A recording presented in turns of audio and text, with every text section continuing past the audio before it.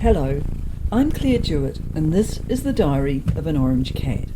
The diary entries of a thoughtful, slightly neurotic ginger cat living in a small harbour community in New Zealand. Last time, Weasley found himself caught up in something of a leadership moment, or at least a perceived leadership moment, as his brief stint as supreme ruler of cats collided rather spectacularly with reality. This time, things take a slightly different turn. With the pandemic unfolding and uncertainty growing, a more structured response begins to emerge among the cats of Diamond Harbour. And, as you'll hear, when cats attempt to organise themselves in a crisis, things don't always go entirely to plan. And now, Weasley's diary. I've always considered myself to be a reasonably independent cat, but lately independence seems to have taken on a whole new meaning. The humans are staying home, the streets are quiet, and now, for reasons I'm not entirely convinced about, it seems we cats are being asked to make sacrifices too. I just hope someone's thought this through properly. Friday, 24th of April, 2020. The summons came at 3:30 p.m. from Serafina. No wonder she's named after the queen of a clan of witches. Serafina considers herself the kingpin in our group of neighbourhood cats, and today she had called an emergency meeting to discuss our pandemic plan. Neither Ron, Squeak nor I had the first idea what this was all about, but we dutifully met her under the deck at my house at the designated time to hear what she had to say. We sat down, and Serafina at once became businesslike and addressed the group. She'd even brought along notes. I looked for a lectern and was relieved to find that there wasn't one to be found amongst the collection of half-used bags of potting mix and assorted plastic plant containers that were scattered around under the deck. "Tēnā koutou katoa," began Serafina, and I glanced at Ron and Squeak, who both seemed every bit as flabbergasted as I was. "I come to you today with important news regarding the current state of COVID-19. As many of you will have heard, 2 pet cats in New York have tested positive for the virus. This brings the total number of confirmed feline cases to 3. I also want to take a moment to acknowledge the unfortunate passing of a dog in Hong Kong who was suspected to be infected with the virus. While this may be a sombre reminder of the severity of this pandemic, let us not forget that the dog had an underlying condition which may have contributed to its death. We must not let fear and panic cloud our judgment or lead to discrimination towards our canine companions. While this may seem alarming, it is important to remember that the virus has only shown mild symptoms amongst cats and poses minimal risk to our health. However, as responsible and caring members of this community, we must also consider the potential for transmission to our much-loved human owners. It is for this reason that I am urging all cats to take precautionary measures and quarantine for a period of 2 weeks. We have seen the devastating effects of this virus on our human counterparts, and it is our duty to do our part in preventing its spread. I understand that this will be difficult as we are social creatures who thrive on human interaction. But in unprecedented times such as these, we must put the well-being of our owners above our own desires. Ron, Squeak and I were about to protest this proposal in the strongest possible terms, but Serafina calmly held up a paw to silence us and continued. I understand that this may cause anxiety among some of you, but I want to assure you that I have a plan in place. Starting from 5 p.m. this evening, I am urging all cats to quarantine themselves in small groups away from humans for a period of 2 weeks. I've reached out to a family friend who has generously offered to lend us a furnished holiday home at number 47 Nehru Drive.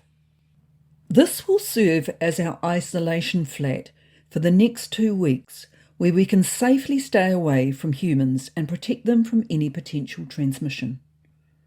I know that this may be a lot to take in, but I cannot stress enough the importance of following this advice. We must all do our part to prevent the spread of this virus and protect the lives of our human owners. I have prepared a list of items that you will need to bring to the isolation flat, as well as directions on how to get there. Please commit this to memory so that we all arrive safely and without any complications. Cats of Diamond Harbour, we must stand together and unite against COVID-19. The decision to go hard and go fast was not an easy one, but it was necessary to keep our community safe. I urge each and every one of you to play your part in the upcoming days. Remember to be strong and to be kind, not just to each other, but to all of those around us. We are all in this together and we must work together to overcome this challenge. Let us stay vigilant and continue to support one another during this time. Now, I'm happy to take any questions that any of you may have. This whole address thing seemed most odd, and it occurred to me that Serafina might simply be parroting something that she'd seen on television. Regardless of that, I had to admit that there was a grain of good sense behind what she was saying. Everyone started bombarding her with questions. Squeak seemed particularly concerned about the food arrangements, and Ron wanted to know if he was allowed to go kayaking. I doubt if Ron has ever been kayaking in his life, but I kept quiet and studied the list that Serafina had given me. Take enough food to last the full 2 weeks. Preferably bring dry food or canned, pouched food. Fresh meat is acceptable as long as you consume it within the first 3 to 4 days.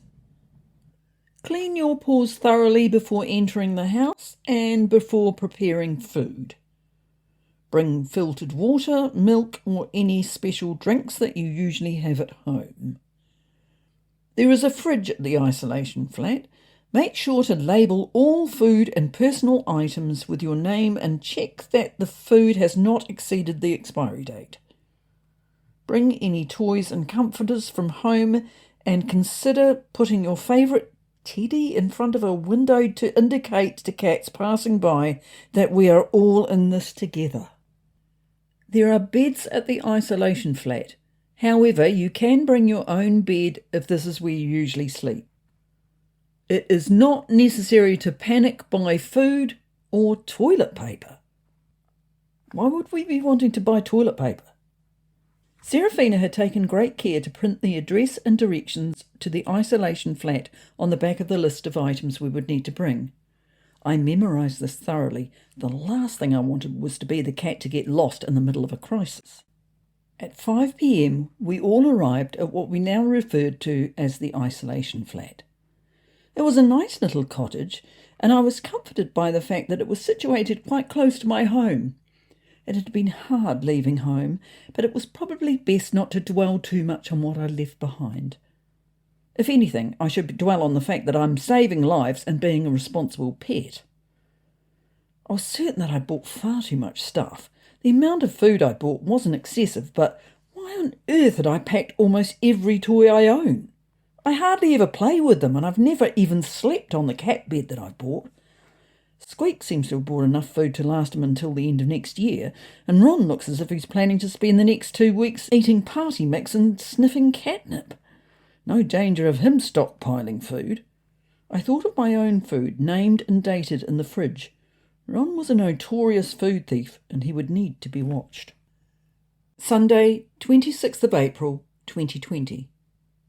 Serafina had promised to give us a COVID-19 update at 1 p.m. every day, but she seems to have lost her sense of urgency now that we've settled into our isolation flat. She even brought along some gin, which surprised me somewhat.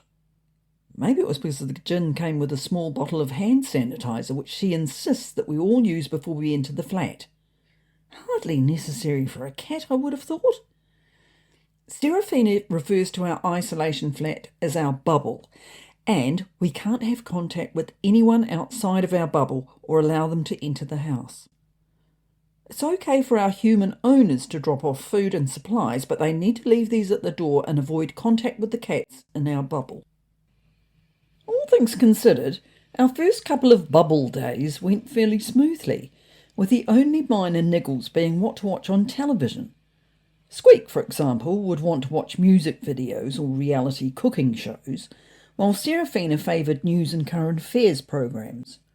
Ron wanted to watch porn, whatever that is. As for me, I've always been partial to science and nature documentaries.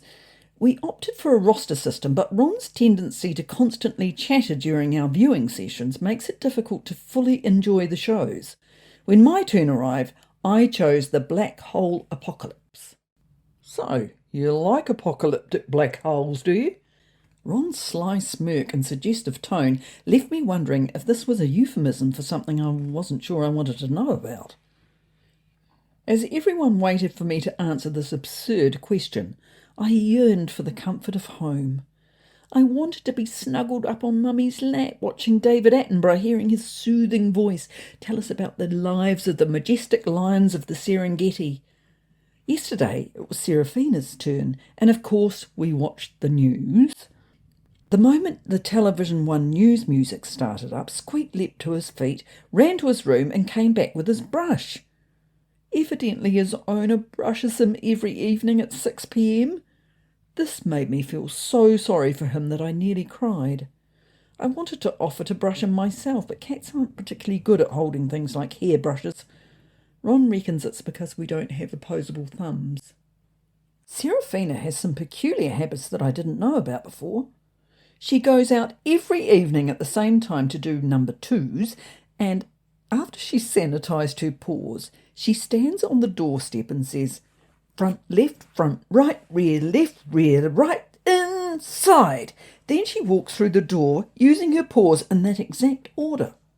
The isolation flat doesn't have a cat door, and I asked her if this is the reason she does this weird paw configuration thing.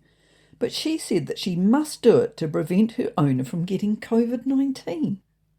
I've developed a strange habit too during our lockdown. I seem unable to control the urge to organise my toys. Lining them all up in chronological order of when they were given to me means that everything is going to be all right, and organising them in size order will prevent bad things from happening. I can't explain why I even feel the need to do this, but at least the toys are getting some use at last.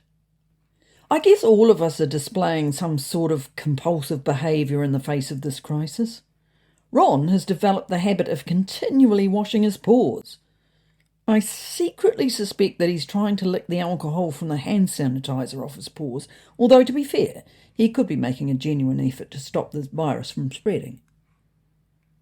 I want everyone to make sure that they're here at 2 p.m. tomorrow afternoon, announced Serafina just as we were heading off to bed. Where do you think we're all going to go? I said gloomily. To the end of the driveway? I just don't want anyone to miss the important talk that I've arranged for you all. Portia is going to give us some background information on H5N1, she replied. Wow, said Ron, who seemed remarkably enthusiastic about this. Is that a code name for the all-new 911 Turbo S generation due to go on sale next year? Could be the 718 Boxster or the Spider, which is always a favourite among enthusiasts, said Squeak, who also seemed to have perked up a bit. I don't know what breeds you're referring to, said Serafina. Portia is a white leghorn? I've never heard of the leghorn, said Ron, looking puzzled. Probably a replica, said Squeak. Most white Portias are. I'd literally no idea what anyone was talking about, so I went to bed. That was the isolation flat. There's something oddly familiar about the way uncertainty brings out the best intentions and the strangest behaviours, even in cats. Next time, we'll see what happens when isolation starts to fray at the edges, and Weasley's carefully constructed bubble becomes something altogether more chaotic. If you're enjoying The Diary of an Orange Cat, you can follow or subscribe wherever you're listening, And if you feel like leaving a rating or review, it will really help others find the podcast. If you'd like more of Weasley, The Woes of Weasley, The Diary of an Orange Cat is also available as a book. Thanks for listening, and I'll be back next time with another entry from Weasley's diary.